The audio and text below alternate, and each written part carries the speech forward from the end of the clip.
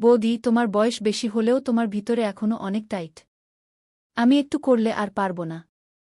বৌদি, তোমার ভিতরে এত গরম কেন? আমার এটা তো পুড়ে যাবে। তোমার ভিতরে কি পানি ছেড়ে দিব? নমস্কার বন্ধুরা, আপনাদের সবাইকে স্বাগত। আমার নাম নয়না। আমার বয়স এখন ২৪ বছর, কিন্তু আমার শরীর দেখতে পুরো যুবতী মহিলার মতো। আর আমার বিয়ে সবে ৯ মাস আগে হয়েছে। আমার উচ্চতা ৫ ফুটেরও বেশি, আর আমার স্তনের আকারও বেশ ভালো। কিন্তু এখন মনে হচ্ছে এই সৌন্দর্য আমার কোনো কাজেই আসছে না। কারণ আমার স্বামীর প্রাইভেট চাকরি অন্য রাজ্যে। তাই বিয়ের পর থেকে তিনি এখনও বাড়ি আসেননি। আমার শ্বশুরবাড়িতে আমার ১৯ বছরের দেওর, আমার শ্বশুরমশাই আর তার মা থাকেন। আমার শাশুড়ি মা ২ বছর আগে মারা গেছেন। তাই আমার স্বামী আমাকে সঙ্গে নিয়ে যাননি, কারণ আমাকে বাড়ি সামলাতে হতো। এখন আমার অনুভূতি বোঝার মতো এখানে কেউ ছিল না। আমার গরম রক্ত ভেতরে ভেতরে ফুটছিল, যার জন্য ঠান্ডা করার মতো কাউকে দরকার ছিল। কিন্তু আমার স্বামী তো গত ৩ মাস ধরে বাড়ি আসেননি। তাই আমি এখন খুব অস্থির আর তৃষ্ণার্তের মতো থাকতে শুরু করেছিলাম। তখনই আমার নজর আমার দেওরের উপর পড়ল। ওর উচ্চতা আমার চেয়ে কম ছিল আর শরীরও আমার চেয়ে রোগা ছিল। কিন্তু ওর শরীরের তুলনায় ওর ঘোড়াটা বেশ বড় ছিল। আমার দেওরের নাম গৌরব। এবারে ও কলেজে প্রাইভেটে ভর্তি হয়েছে। তাই আজকাল ও বাড়িতেই থাকে। বাড়িতে আমি আর আমার দেওর একাই থাকি। কারণ আমার শ্বশুরমশাইয়ের মা বুড়ো হওয়ার কারণে সবসময় নিজের ঘরে বিশ্রাম করতেন। আর শ্বশুরমশাই বাড়ির বাইরের দিকের ঘরে থাকেন। তাই তিনি কালেভদ্রেই ভেতরে আসেন। আগে আমি আমার দেওরকে ওই নজরে দেখতাম না। কিন্তু যেদিন থেকে আমি গৌরবের নাগ দেবতাকে দেখেছি, সেদিন থেকে আমার নজরই বদলে গেছে। সেদিন গৌরবের মনে হয়েছিল বাড়িতে কেউ নেই। তাই ও নিজের ঘরে ভিডিও দেখতে দেখতে নাগ দেবতার সাথে খেলছিল। তখনই হঠাৎ আমি ওখান দিয়ে যাচ্ছিলাম। আর আমার নজর জানলায় পড়ল। কারণ ভেতর থেকে হালকা হালকা ভিডিওর আওয়াজ আসছিল। যখন আমি জানলা দিয়ে উকি মেরে দেখলাম, তখন আমার তো হুঁশই উড়ে গেল। গত ৩ মাসে আমি প্রথমবার নাগ দেবতা দাঁড়িয়েছিল আর গৌরব তাকে নিজের হাতে ধীরে ধীরে আদর করছিল। এটা দেখে আমার তো ওখানেই জল বেরিয়ে গেল। ব্যাস, সেদিন থেকেই গৌরবের নাগ দেবতার সোয়ারি হওয়ার জন্য মন ছটফট করতে লাগল। সেদিন আমি আমার স্বামীকেও ফোন করলাম যে এবার আপনি চলে আসুন।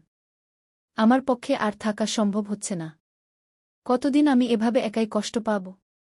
আমারও তো মন চায়, এভেনও আমি তো একজন মহিলাই। তখন আমার স্বামী আমার কাছে ক্ষমা চেয়ে বললেন, দেখো নয়না, আমি তোমার অস্থিরতা বুঝতে পারছি। কিন্তু আগামী ২ মাস আমি কোনো ছুটি পাব না। কারণ কোম্পানি কিছু নতুন প্রজেক্ট শুরু করেছে। যার কারণে সব কর্মচারীকে ডবল শিফটে কাজ করতে হচ্ছে। তাই আগামী ২ মাস ছুটি পাওয়া অসম্ভব। ব্যাস, আর ২ মাস অপেক্ষা করো নয়না। তারপর তো আমি এসে তোমার হাল খারাপ করে দেবগু। এই বলে হেসে উনি ফোন কেটে দিলেন। কোনোরকমে সকাল হল। সকালে আমি সবার জন্য চা-নাস্তা বানালাম। আর গৌরবের জন্য স্পেশাল করে ওর ঘরে নিয়ে গেলাম। যেই আমি গৌরবের ঘরে গেলাম, দেখলাম গৌরব তখনও ঘুমাচ্ছে। আর ঘুমের কারণে নাগ দেবতা একদম সোজা হয়ে দাঁড়িয়েছিল। ওটাকে দেখে আমি একদম থাকতে পারলাম না। আর আমি ওটাকে ছুঁয়ে দিলাম। নাগ দেবতাকে ছোঁয়ামাত্র আমার শরীরে যেন কারেন্ট খেলে গেল। কিন্তু তখনই দেখলাম গৌরব জেগে গেছে আর আমার দিকেই তাকিয়ে আছে। এরপর আমি তাড়াতাড়ি পিছিয়ে গেলাম। আর বললাম, দেওরজি, এবার উঠে পড়ো, সকাল হয়ে গেছে গি। এরপর গৌরব আমাকে গুড মর্নিং বলল আর মুখ ধুতে চলে গেল। আর আমিও ওখানেই বসে পড়লাম আর ভাবতে লাগলাম, হয়তো গৌরব দেখেনি। এরপর গৌরব আবার নিজের ঘরে ফিরে এল। আর আমরা দুজনে, দেওর বৌদি, নিজেদের মধ্যে কথা বলতে বলতে নাস্তা করতে লাগলাম। তখনই আমি পেটে ব্যথার ভান করলাম। আর জোরে জোরে কাঁদতে লাগলাম। গৌরব ঘাবড়ে গিয়ে জিজ্ঞাসা করতে লাগল, কি হয়েছে বৌদি? আপনাকে এত কষ্ট হচ্ছে বলে মনে হচ্ছে কেন? তখন আমি গৌরবকে বললাম, গৌরব, জানি না কেন আজ সকাল থেকেই থেমে থেমে আমার পেটে ব্যথা করছে গু। তখন গৌরব বলল, দাঁড়ান বৌদি, আমি আপনার জন্য পেটে ব্যথার ওষুধ নিয়ে আসছি গু। আমি ইচ্ছে করেই পেটে ব্যথার ভান করেছিলাম যাতে আমি গৌরবকে নিজের আলিঙ্গনে নিতে পারি। তখন আমি ওকে থামাতে থামাতে বললাম, গৌরব, পেটে ব্যথার ওষুধ তো আমি কখন নিয়ে নিয়েছি। পারলে কিছুক্ষণ তুমি আমার পেটটা টিপে দাও। গৌরব প্রথমে একটু ইতস্তত করল। কিন্তু আমার কষ্ট দেখে ও বিছানায় বসল আর পেট টিপতে লাগল। সেই সময় আমার খুব ভালো লাগছিল। গৌরবের নজরও এদিক ওদিক যাচ্ছিল। তখনই ঘরের শ্বশুরমশাইয়ের আসার আওয়াজ শোনা গেল। তখন আমি গৌরবকে বললাম, চলো ঠিক আছে গৌরব, আমি রান্না করি। আজ তোমার বাবাকে বাজারে যেতে হবে। এরপর আমি রান্নাঘরে গিয়ে রান্না করে দিলাম আর শ্বশুরমশাই এবং বুড়ি শাশুড়িকে পরিবেশন করে দিলাম। আমি রান্নাঘরে গৌরবের জন্য রুটি বানাচ্ছিলাম, তখনই পেছন থেকে গৌরব রান্নাঘরে আসছিল। ওকে দেখে আগে থেকেই আমার শাড়ির আঁচলটা নামিয়ে দিলাম। যখন গৌরবের নজর আমার উপর পড়ল, তখন ও আমার দিকে তাকিয়েই রইল, কারণ আমি পুরো ঘামে ভিজে গিয়েছিলাম। গৌরবকে দেখার ভান করে আমি নিচু হয়ে আঁচলটা তোলার সময় গৌরবকে স্বর্গের দর্শনও করিয়ে দিলাম। তখনই গৌরব বলল, বৌদি, যদি আপনি বলেন তো আমি আপনাকে পাখা দিয়ে হাওয়া করে দিই। তখনই আমি গৌরবকে একটু ঠাট্টা করে বললাম যে কি আপনার বৌদি এত কষ্ট পাচ্ছে, আর আপনি এখনও শুধু কথাই বলে যাচ্ছেন কি। এরপর গৌরব সেখানেই আমার পাশে বসে পাখা দিয়ে হাওয়া করতে লাগল। ততক্ষণে আমার শ্বশুরমশাই বাজারে চলে গেছিলেন। আমি দাঁড়িয়ে দাঁড়িয়ে রুটি বানাচ্ছিলাম, তখন আমি আবার ইচ্ছে করে আমার শাড়ির আঁচলটা নিচে ফেলে দিলাম আর গৌরবকে বললাম যে আজ আমার শাড়ির পিনটা খুঁজে পাইনি, তাই বারবার পড়ছে। গৌরব, একটু এটা ঠিক করে দাও তো। তখনই গৌরব বলল যে না বৌদি, আমি পারব না, আপনি নিজে করে নিন কি। তখনই আমি বললাম যে গৌরব, আমার হাতে আটা লেগে আছে, তাই বলছি, না হলে আমি নিজেই ঠিক করে নিতাম, পাগল। এরপর গৌরব আঁচল ঠিক করতে লাগল। আঁচল ঠিক করার সময় ও একবারও চোখ তুলে তাকায়নি। গৌরব খুবই ভদ্র ছেলে ছিল, তাই মাঝে মাঝে ভাবতাম যে আমি হয়তো ওর সাথে ভুল করছি। কিন্তু আমার ভেতরের অনুভূতিগুলো এত তীব্র ছিল যে আমার ঠিক ভুলের গান ছিল না। আজ আমার শ্বশুরমশাইও বাজারে গেছিলেন আর দুপুরে শাশুড়ি মাও ওষুধ খেয়ে ঘুমিয়ে পড়েন। তাই বাড়িতে আমি আর আমার দেওর ছাড়া কেউ ছিল না। তাই আজ মনে মনে ঠিক করে ফেলেছিলাম যে আজ আমি গৌরবের নাগ দেবতার দর্শন করেই ছাড়ব। কিন্তু গৌরব তখনও আমাকে সেই নজরে দেখছিল না। আজ সারাদিন আমি গৌরবের আশেপাশে ঘুরঘুর করতে থাকলাম আর ওকে ফাঁসানোর চেষ্টা করতে থাকলাম। কিন্তু গৌরবের মন শুধু উচাটন হয়ে থাকছিল। আমার সাথে এদিক ওদিক কথা বলতেও লজ্জা পেত। সন্ধেবেলা আমরা দুজনে বসে খাচ্ছিলাম। তখনই গৌরব শেষমেশ আমাকে বলেই ফেল, বৌদি, মনে হচ্ছে আজকাল আপনার শরীরটা একটু খারাপ যাচ্ছে। তাই আপনি কিছুদিন দাদার কাছে শহরে চলে যান। এখানকার সব আমি সামলে নেব। তখনই আমার চোখে জল এসে গেল আর আমি গৌরবকে বললাম যে থাক, আপনি আর বলবেন না। আমি গত 2-3 মাস ধরে কতটা কষ্টে আছি কেউ জানে না।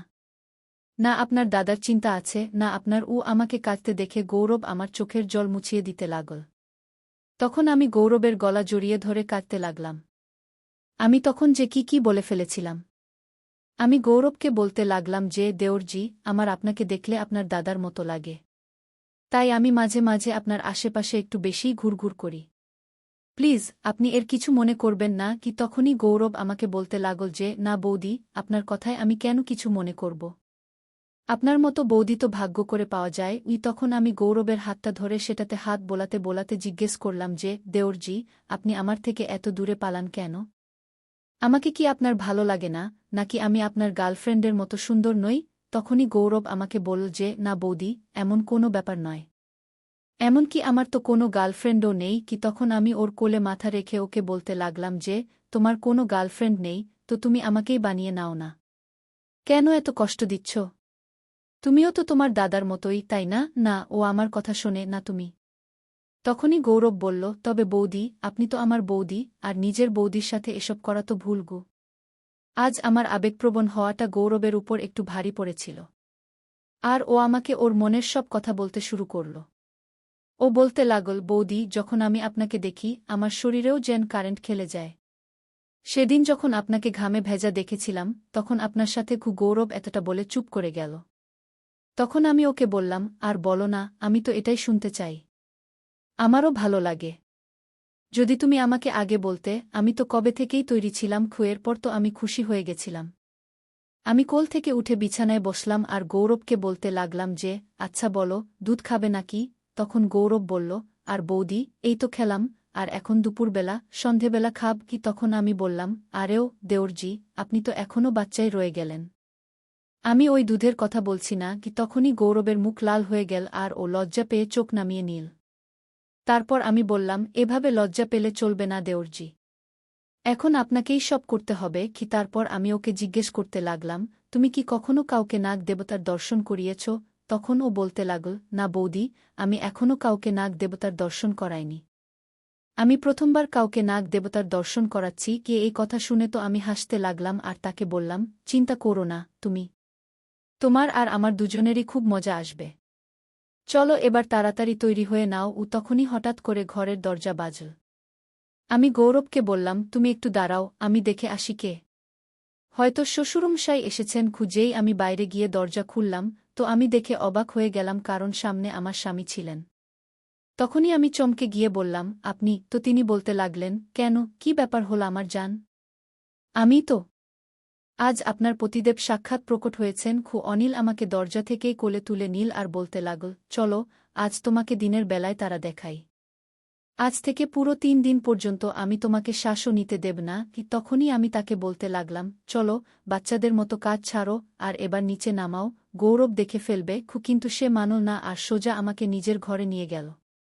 কিছুক্ষণ পর আমি তার জন্য খাবার বেড়ে দিলাম আর সেও ফ্রেশ হয়ে এল। গৌরবও তার সাথে দেখা করল আর আমরা 3 জন দুপুরের খাবার খেলাম। আমি তাকে জিজ্ঞেস করলাম, আপনি তো বলছিলেন যে আগামী 2 মাস পর্যন্ত কোনো ছুটি পাওয়া যাবে না। তাহলে কিভাবে এলেন? তো সে বলতে লাগল, শুধু তোমার জন্যই এসেছি। খাবার খেয়ে আমরা সবাই বিশ্রাম করতে লাগলাম আর বিকেল পর্যন্ত শ্বশুরমশাইও এসে গেলেন। তো সবাই খুব খুশি ছিল। অনিলও তার অনেক কথা শোনাতে লাগল আর রাতে খাবার খেয়ে আমরা ঘুমিয়ে পড়লাম। আমি সেই রাতে অনিলের সাথে অনেক কথা বললাম আর সেও অনেক কথা বলল। কিন্তু সে দিনের বেলায় ক্লান্ত হওয়ার কারণে আধ ঘণ্টাই নিতে পারল। কিন্তু 3 মাস পর সেই আধ ঘণ্টায় আমি স্বর্গের মতো আনন্দ পেলাম। এবার অনিল 5 দিন থাকল আর এই 5 দিনে সে আমার খুব খারাপ অবস্থা করে দিয়েছিল। দেওয়ার পর আমি ঠিকমতো চলতেও পারছিলাম না। সে দিনেও আর রাতেও, ঘরেও আর এমনকি বাথরুমেও নিতে শুরু করেছিল। এই 5 দিন কখন কেটে গেল আমি একদমই বুঝতে পারলাম না। যদিও সে 3 দিনেরই ছুটি নিয়ে এসেছিল, কিন্তু আমি তাকে জোর করে আরও 2 দিন রেখে দিলাম। কারণ এবার কে জানে আবার কবে ফেরা হবে। অনিল এবার ফিরে গিয়েছিল আর আমিও খুব খুশি ছিলাম। এমনকি আমার তো তখনও ঠিকমতো চলা যাচ্ছিল না। কিন্তু এই 5 দিনে আমি গৌরবকে তো ভুলেই গিয়েছিলাম আর আমি তার সাথে বেশি কথাও বলিনি। অনিলের আসার 3য় দিন পর থেকে গৌরবকে ঘরে দেখা যায়নি। যখন আমি অনিলকে জিজ্ঞেস করলাম, তখন সে বলল যে সে দেখা করার জন্য তার মামার বাড়ি চলে গেছে। অনিলকে গিয়ে পুরো 5 দিন কেটে গিয়েছিল আর গৌরবও তখনও আসেনি। তো আমার চিন্তা হতে লাগল যে গৌরব আমার উপর রেগে যায়নি তো। তাই আমি সাহস করে তার মামির বাড়ি ফোন করলাম। তার মামির সাথে কথা বলার পর আমি গৌরবের সাথে কথা বললাম আর তাকে জিজ্ঞেস করলাম, কি হয়েছে নয়ন দেওরজি? নিজের বৌদির উপর রেগে গেছ নাকি? ফোনে তো গৌরব ঠিকঠাকই কথা বলল আর সে বলল যে, না বৌদি, ঘরে মন লাগছিল না, তাই ভাবলাম কোথাও বাইরে ঘুরে আসি। তারপর আমি জিজ্ঞেস করলাম যে, এবার বাড়ি কবে আসবে? তো গৌরব বলল যে, কাল বা পরের মধ্যে চলে আসব। এই কথা বলার পর আমি তাকে বললাম যে, না, তোমাকে কালকেই আসতে হবে।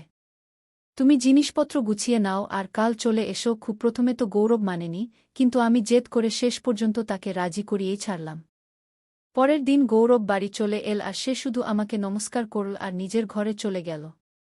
দুপুর পর্যন্ত কিছু বলল না আর খাবার খেয়ে ঘুমিয়ে পড়ল। তখন আমি বুঝতে পারলাম যে গৌরব আমার উপর রেগে আছে। তাকে মানানোর জন্য দুপুরে আমি তার পছন্দের সুজির হালুয়া বানালাম আর তার ঘরে দিতে গেলাম। আমি স্নান করে লাল রঙের শাড়ি পরলাম আর তাকে খুশি করার জন্য একটু সাজগোজও করে নিলাম। আমি তার সামনে গেলাম তো সে বিছানায় শুয়ে ফোন দেখছিল আর আমাকে দেখে বসে পড়ল। আমি তার পাশে গিয়ে বসলাম আর নিজের হাতে তাকে হালুয়া খাওয়াতে লাগলাম। তখনই গৌরব বলল যে, খাইও না বৌদি, আমার খিদে নেই। টেবিলে রেখে দাও, আমি পরে খেয়ে নেব। আমি জানতাম যে গৌরব আমার উপর রেগে আছে। তাই আমি তার হাত ধরলাম আর তাকে অনুরোধ করতে লাগলাম যে, এবার মেনে নাও দেওরজি, আর কত জ্বালাবে নিজের বৌদিকে? সেদিন তোমার দাদা এসে পড়েছিল, তো তাতে আমার কি দোষ? আমিও জানতাম না যে সে এসে পড়বে গু। তখনই গৌরব বলল যে, না বৌদি, সেই ব্যাপার নয়। আমি আপনাকে আগেই বলেছিলাম যে এসব ভুল। এভাবে তো আমরা দাদাকে ঠকাচ্ছি। তখনই আমি বললাম, এই নাও, তুমি তো এখনও সেই পুরনো বস্তাপচা কথাগুলো নিয়ে বসে আছো। আমি ভাবলাম তুমি আমার জন্য রেগে আছো। আমি তোমাকে আগেও তো বলেছি যে তুমি আমার ততটাই পছন্দের যতটা তোমার দাদা। এতে ঠকানোর কথা কোথা থেকে এল? আমি কোনটা তোমার দাদাকে ছেড়ে যাচ্ছি, শুধু এই বাহানায় আমাদেরও মন লেগে থাকবে আর তোমার দাদার কথাও মনে পড়বে না গি। এখন যদি বৌদি তার দেওরের সাথে মজা না করে তো আর কার সাথে করবে? চলো ছাড়ো দেওরজি, যদি তোমার ভালো না লাগছে তাহলে থাক। আমার জীবন তো এমনিতেই বেরনিন। চলো ঠিক আছে, কিন্তু হালুয়াটা তো খেয়ে নাও। কবে থেকে ঠান্ডা হচ্ছে? চুয়ের পর গৌরব হেসে বলল, আচ্ছা, এখন হালুয়া খাওয়াবে নাকি দুধও খাওয়াবে? সেদিন তো আপনি খুব বলছিলেন যে দেওরজি দুধ খেয়ে নাও, তখনই আমি গৌরবকে চিমটি কেটে বললাম, দুধ তো তোমার দাদা খেয়ে গেছে। এখন তো তোমাকে আমাকে দেখেই কাজ চালাতে হবে গু। আর এমন বলে আমরা দুজনেই হাসতে লাগলাম। এরপর গৌরব আমার সাথে পুরোপুরি খুলে গেল। তারপর সে জিজ্ঞেস করতে লাগল, আচ্ছা বৌদি বলো, সেদিন কি হয়েছিল যখন দাদা এসেছিলেন? তখন আমি মজা করে তাকে বলতে লাগলাম, জানি না তোমার দাদা কোনো গুলি খেয়ে এসেছিলেন। আমার তো এখনও ব্যথা করছে। গত 5 দিনে উনি আমাকে ঠিক করে ঘুমাতেও দেননি গি। তখনই গৌরব বলল, বৌদি আপনার মতো সুন্দরী বউ থাকলে কেউ কি করে ঘুমাতে পারে? তখনই আমি বললাম, দেখো দেওরজি, আমাকে বেশি মস্কা মেরো না। যদি কিছু চাও তো সোজাসুজি চেয়ে নাও। আমি আপনাকে মানা করব না। আসলে একটাই তো দেওর আমার তখনই গৌরব বলল, আচ্ছা তো বলো তাহলে আমাকে কবে দেবে? তখনই আমি বললাম, সঠিক সময় এলে দিয়ে দেব। এত তাড়াহুড়ো করো না। তো গৌরব বলল, বৌদি আচ্ছা তাহলে বেলুনগুলো নিয়ে খেলতে দাও। তারপর আমি বললাম, আরে বাবা, এতে জিজ্ঞাসার কি আছে? যখন মন চায় তখন খেলে নিও। গৌরব তার জীবনে প্রথমবার বেলুন ছুঁয়েছিল, তো তার তো ছুতেই বেরিয়ে গেল। আমি গৌরবকে বললাম, কি হলো দেওরজি, কেমন? তো গৌরব লজ্জা পেয়ে বলল, আমার তো বেরিয়ে গেল বৌদি।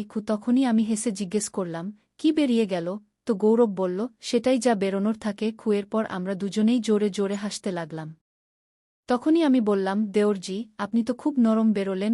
এইভাবে গৌরব আমার সাথে খুব মজা করত আর আমিও তার সাথে খুব মজা করতাম। ও আমার কাজে সাহায্য করত। আমি আর গৌরব দিনে খুব মজা করতাম, আর এর ব্যাপারে আমি অনিলকেও বলতাম। তো সেও খুশি হতো যে চলো ভালোই, তোমার মন লেগে আছে কি? গৌরবের দুধ খেতে খুব ভালো লাগত। তো সে দিনের বেলা সবসময় দুধ খাওয়ার জিদ করত। কিন্তু এখনও আমার গৌরবের চোখে খারাপ কিছু দেখা যায়নি। ও খুব সোজাসরল ছিল। আমি যা বলতাম তাই মেনে নিত। এই কারণে আমার ওর উপর খুব আদর আসত। ও সবসময় নেওয়ার কথা বলত। কিন্তু সে এখনও নেনি। কারণ ওর মনে এখনও এটাই চলত যে এটা ভুল। কিন্তু যদি ও নিতে বলত তো আমি মানা করতে পারতাম না। এখন ও ওর গার্লফ্রেন্ডের কথাও আমাকে বলত, বাইরের ছেলেদের কথাও বলত, আর সবসময় মজা করত। এইভাবে ও কখনো আমাকে অনিলের অভাব বুঝতে দেয়নি। তো বন্ধুরা, এই ছিল গৌরব আর তার বৌদি নয়নার গল্প। কেমন লাগল? কমেন্টে অবশ্যই জানান।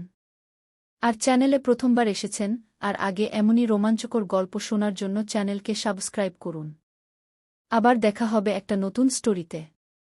ধন্যবাদ।